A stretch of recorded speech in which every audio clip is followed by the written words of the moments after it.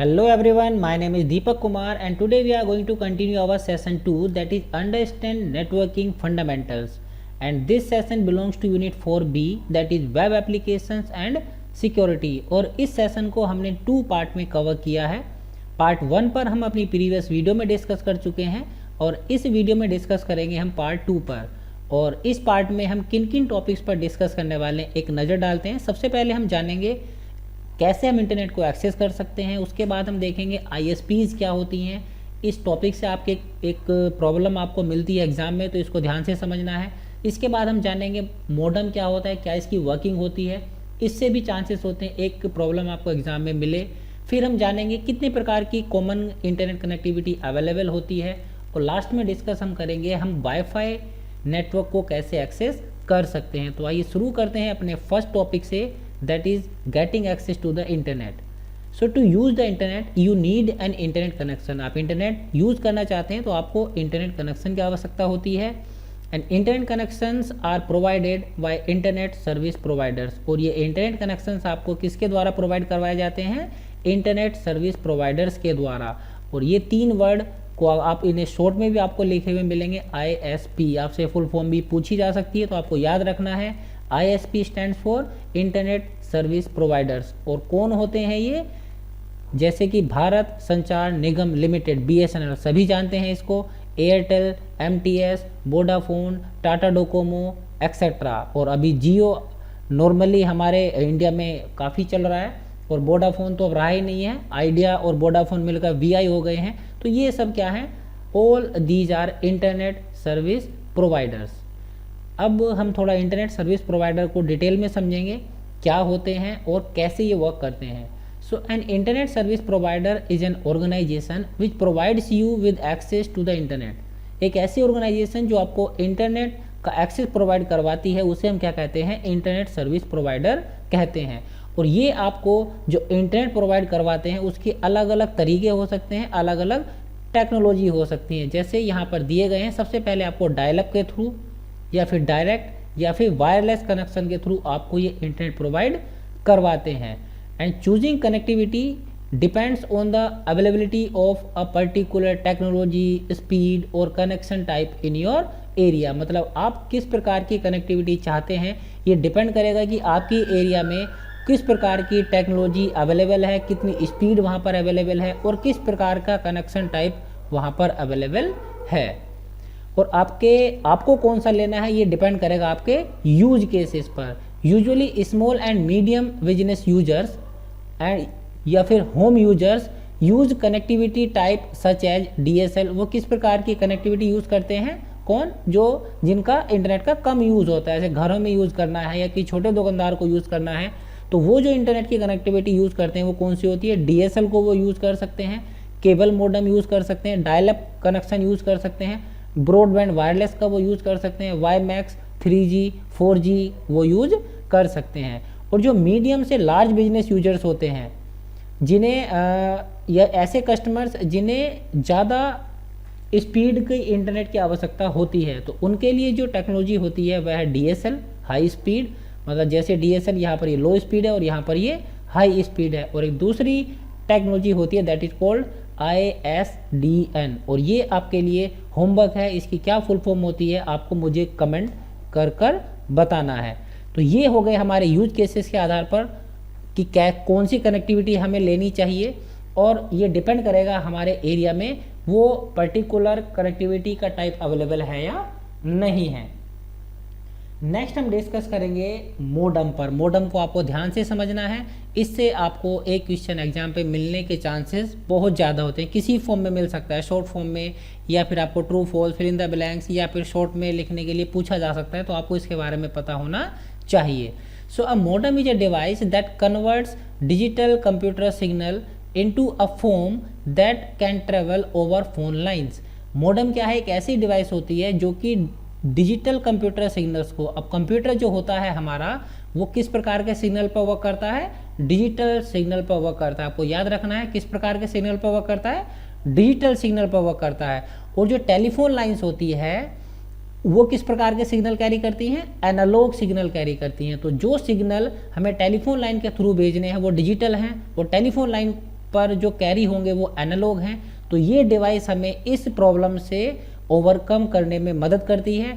ये क्या काम करती है, जो आपके डिजिटल सिग्नल होते हैं उन्हें कन्वर्ट कर देगी एनालॉग सिग्नल में। अब वो आसानी से टेलीफोन लाइन पर कैरी होने के बाद जहां उन्हें जाना है वहां पहुंच जाएंगे, और वहां जाने के बाद एक जो मोडम मिलेगा वहां पर, जैसे मान लिया आपके पास एक कंप्यूटर है, आपने अपने पास एक मोडम होगा और आपका मोडम क्या करेगा, डिजिटल सिग्नल को एनालॉग सिग्नल में कन्वर्ट करेगा, टेलीफोन लाइन के थ्रू वहां पहुंचेगा जहां आपने मैसेज भेजा है। उस कंप्यूटर के पहले भी क्या होगा, मोडम होगा। वह मोडम क्या काम करेगा, उन सिग्नल्स को, किन सिग्नल्स को, जो एनालॉग सिग्नल्स थे जो कि डिजिटल से कन्वर्ट होने के बाद बने थे, उन्हें वापस ये डिजिटल सिग्नल में कन्वर्ट कर देगा ताकि कंप्यूटर पर वो आसानी से डिस्प्ले हो सके और कंप्यूटर आसानी से उनको समझ सके। और इस प्रोसेस को हम क्या कहते हैं, मॉड्यूलेटर, मतलब इस प्रोसेस को मॉड्यूलेशन और डीमॉड्यूलेशन कहते हैं। जब डिजिटल से एनालॉग बनते हैं दैट इज कॉल्ड मॉड्यूलेशन, और जब एनालॉग से डिजिटल में कन्वर्ट करते हैं दैट इज कॉल्ड डीमॉड्यूलेशन। और इसीलिए इस डिवाइस को हम मॉड्यूलेटर और डीमॉड्यूलेटर कहते हैं, और शॉर्ट में हम इसे मोडम कहते हैं। आई थिंक आपको समझ आ गया होगा क्या होता है मोडम और क्या इसका यूज होता है। अभी हम जानेंगे some types of common internet connectivity, कौन कौन सी अवेलेबल होती हैं। कई प्रकार की अवेलेबल होती हैं। यहाँ पर हमने एक टेबल में उन्हें कैटेगराइज किया है on their type of connectivity, wired and wireless. तो ये तीन जो आप देख रहे हैं, dial up, DSL and cable internet access, ये वायर्ड हैं, और 3G, वाईमैक्स, वाईफाई ये क्या है, वायरलेस कनेक्शन है। मतलब अगर इन तीनों में से कोई सा आप कनेक्टिविटी चूज करते हैं तो उसके लिए आपके घर तक एक वायर आएगी और उस वायर के थ्रू आप इंटरनेट को एक्सेस कर सकते हैं। आपको एक डिवाइस और दी जाएगी, अलग अलग केस में वो अलग अलग हो सकती है। डायल अप कनेक्शन आप यूज़ कर रहे हैं तो मोडम आपको मिलेगा, डीएसएल अगर आप यूज़ करें तो डीएसएल मोडम आपको मिलेगा, और अगर आप 3G, वाईमैक्स, वाईफाई के थ्रू यूज़ कर रहे हैं तो आपके पास जो डिवाइस है वो वाईफाई इनेबल होनी चाहिए, मतलब वो वायरलेस कम्युनिकेशन इनेबल होनी चाहिए। अभी हम इन जो ये 6 प्रकार की हमारी इंटरनेट कनेक्टिविटी है इनको वन बाय वन हम कवर करेंगे। सबसे पहले हम देखेंगे डायल अप। डायल अप जो कनेक्टिविटी होती है वो क्या होती है, तो dial up internet connection is a form of internet access. ये एक इस प्रकार की फॉर्म होती है इंटरनेट एक्सेस की जिसमें हम जो हमारा public switched telephone network PSTN होता है उसका इस्तेमाल करते हैं इंटरनेट सर्विस देने के लिए। इसमें जो हमारी पहले से ही टेलीफोन लाइंस बिछी हुई होती हैं उन्हीं के थ्रू हम इंटरनेट की जो सर्विस है वो दे सकते हैं। और इसमें जो डिवाइस होती है मोडम वो एक रोल प्ले करती है, क्योंकि कौन सी प्रॉब्लम आएगी हमें, इसमें टेलीफोन लाइन हमारी डिजिटल सिग्नल कैरी नहीं करती है और कंप्यूटर हमारा डिजिटल सिग्नल में काम करता है। तो इस समस्या को सोल्व करने का काम मोडम करता है।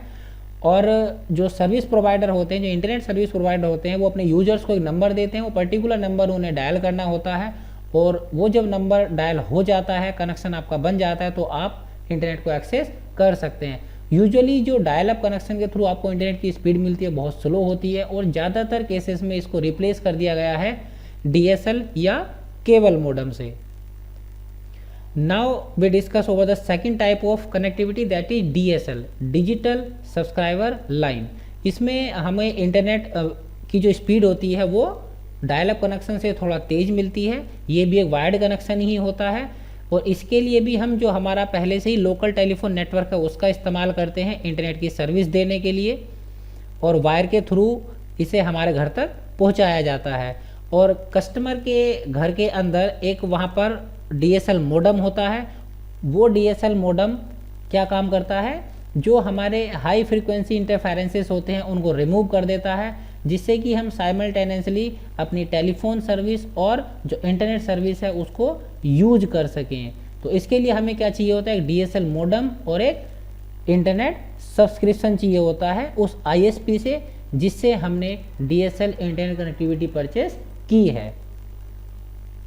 इसके बाद नेक्स्ट है हमारा cable internet access. Cable internet access is a form of a broadband internet access. इसमें आपको इंटरनेट की स्पीड अच्छी खासी मिलती है, मतलब तेज मिलती है, and it uses the cable television infrastructure, यानी कि जो सिटीज़ में अभी तो सबके घर सेटअप बॉक्स हो गए हैं जो हम डिश देखने के लिए इस्तेमाल करते हैं, लेकिन अभी भी कुछ शहरों में क्या है, केबल कनेक्शन अवेलेबल होते हैं। सबके घरों में एक केबल जाता है और वो अपने टेलीविज़न में उसको अटैच करते हैं और वहाँ वो अपने चैनल्स देखते हैं। तो यदि हम उस केबल टेलीविज़न इंफ्रास्ट्रक्चर का इस्तेमाल कर रहे हैं इंटरनेट एक्सेस देने के लिए, तो वो क्या होता है, हमारा केबल इंटरनेट एक्सेस होता है। जैसे कि हम DSL में या डायल अप में जो हमारा पहले से ही हमारी टेलीफोन लाइन थी उसका इस्तेमाल कर रहे थे इंटरनेट की सर्विस देने के लिए, ऐसे ही केबल इंटरनेट एक्सेस में हम जो हमारा पहले से ही केबल टेलीविज़न इंफ्रास्ट्रक्चर है उसका इस्तेमाल करते हैं इंटरनेट की सर्विसेज यूजर्स को देने के लिए। इसके बाद नेक्स्ट हमारा आता है 3G। 3G is the short form of third generation and it is a set of standards used for mobile devices and mobile telecommunication services and networks। जो कि किसके लिए इस्तेमाल होता है, एक सेट ऑफ स्टैंडर्ड है जो मोबाइल डिवाइसेस या नेटवर्क्स या टेलीकम्युनिकेशन सर्विसेज के द्वारा यूज किया जाता है डेटा ट्रांसफ़र के लिए। High speed downlink packet access HSDPA is 3G mobile telephonic communication protocol that allow higher data transfer speed and capacity. ये एक प्रोटोकॉल है जिसके थ्रू हम higher data transfer speed achieve करते हैं। यदि आपके डिवाइस 3G इनेबल है और आपके एरिया में 3G के जो नेटवर्क है वो अवेलेबल हैं, तो आप आसानी से 3G के थ्रू इंटरनेट को यूज़ कर सकते हैं। इसके लिए आपको अपने ISP से एक प्लान परचेज करना होगा और आपके पास डिवाइस होनी चाहिए और आप आसानी से इसे एक्सेस कर सकते हैं। और 3G हमारी ओल्ड हो चुकी है और आज के डेट में हम 4G यूज़ कर रहे हैं और 5G की हम तैयारी कर रहे हैं। इसके बाद नेक्स्ट जो हमारी टेक्नोलॉजी है वह भी क्या है, वायरलेस टेक्नोलॉजी है, दैट इज़ WiMAX। और फुल फॉर्म इसकी क्या है, world wide interoperability for microwave access. याद कर लेनी है, एक नंबर में आपसे पूछी जा सकती है। World wide interoperability for microwave access is a wireless communication standards designed to provide mobile broadband connectivity across cities and countries through a variety of devices। मतलब शहरों में या देशों में अलग अलग प्रकार की डिवाइसेस के through mobile broadband connectivity, mobile का मतलब होता है चलते फिरते आप मोबाइल ब्रॉडबैंड सर्विसेज का इस्तेमाल कर सकते हैं।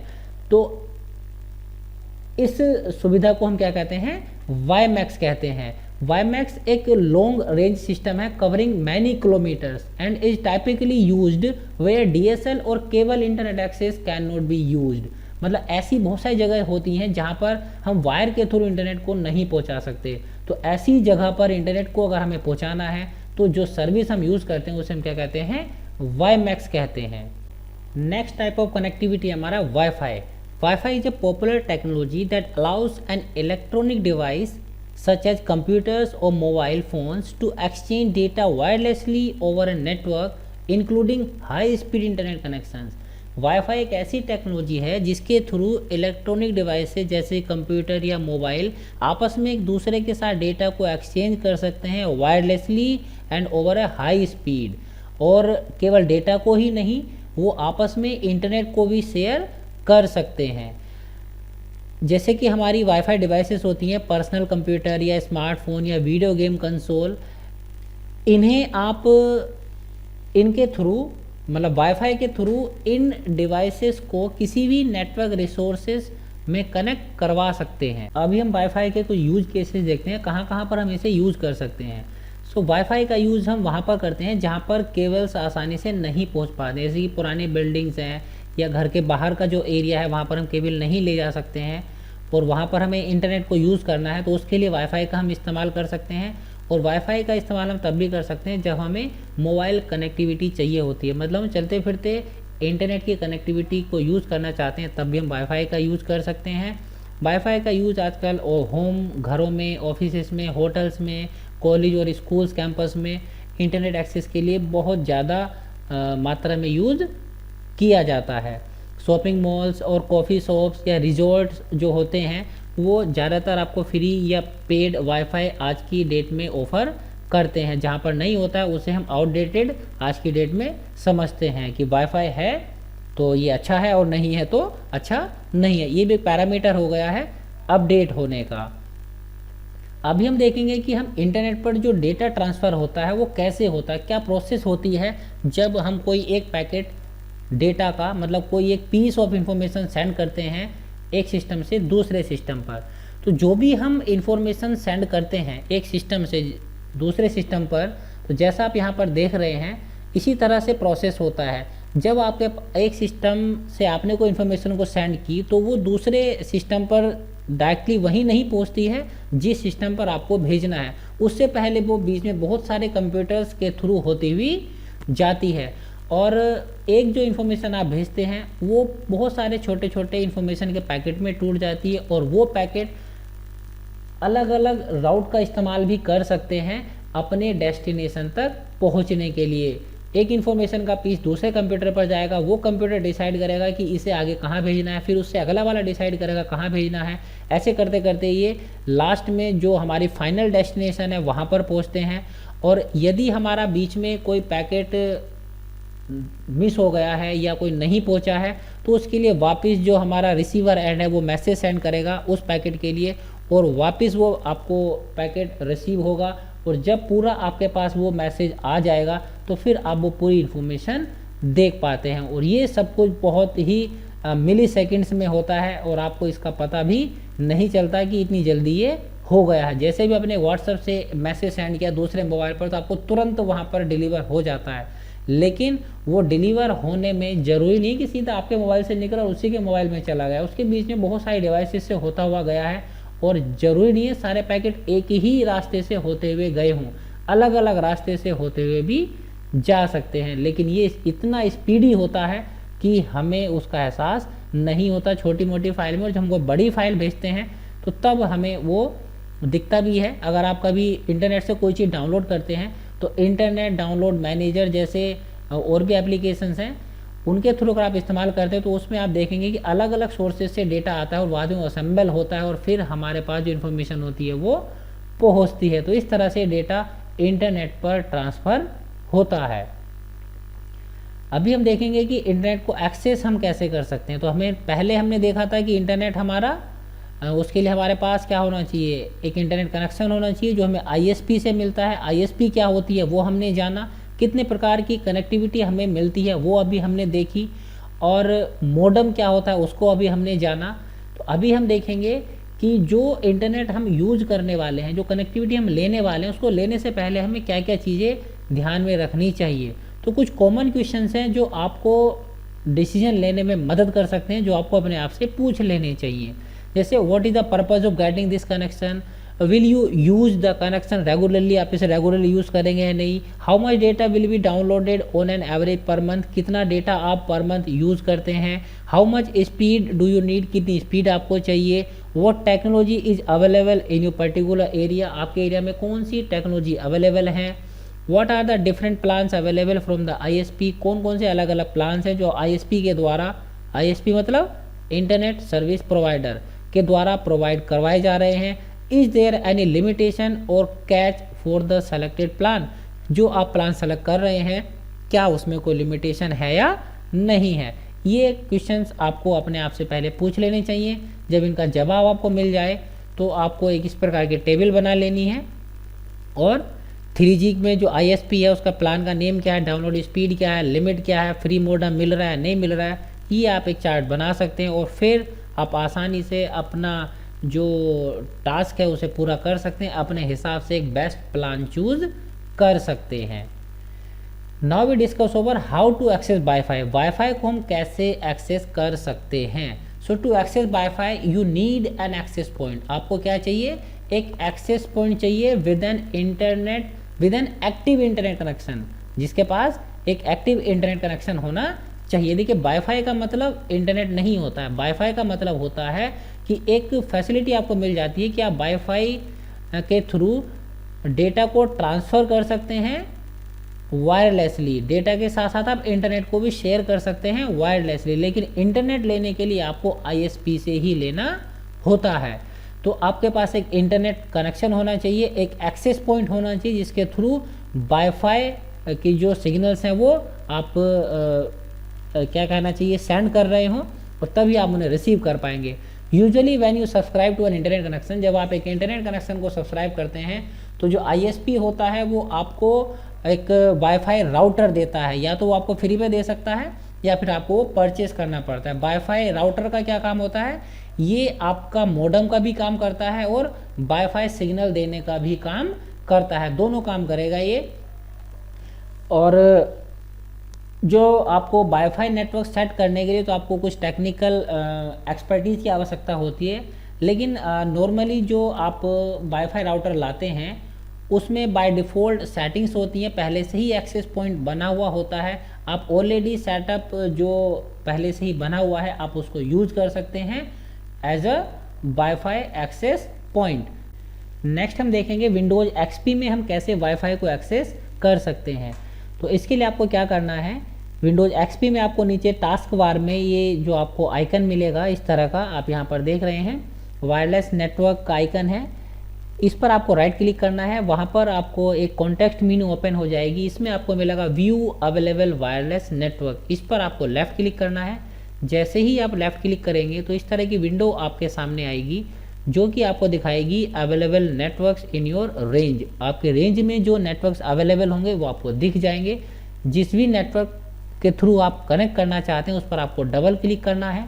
जब आप डबल क्लिक करेंगे तो ये आपसे पासवर्ड पूछ सकता है, अगर वो नेटवर्क सिक्योर होगा तो आपसे पासवर्ड पूछेगा, आपको पासवर्ड एंटर करना है और कनेक्ट पर आप क्लिक करेंगे तो आप उस वाईफाई नेटवर्क से कनेक्ट हो जाएंगे। और अगर उस वाईफाई नेटवर्क में इंटरनेट एक्सेस अवेलेबल होगा तो आप इंटरनेट एक्सेस कर पाएंगे, अदरवाइज नहीं कर पाएंगे। तो इंटरनेट और वाईफाई दोनों अलग अलग चीज़ें हैं, ये आपको ध्यान रखना है।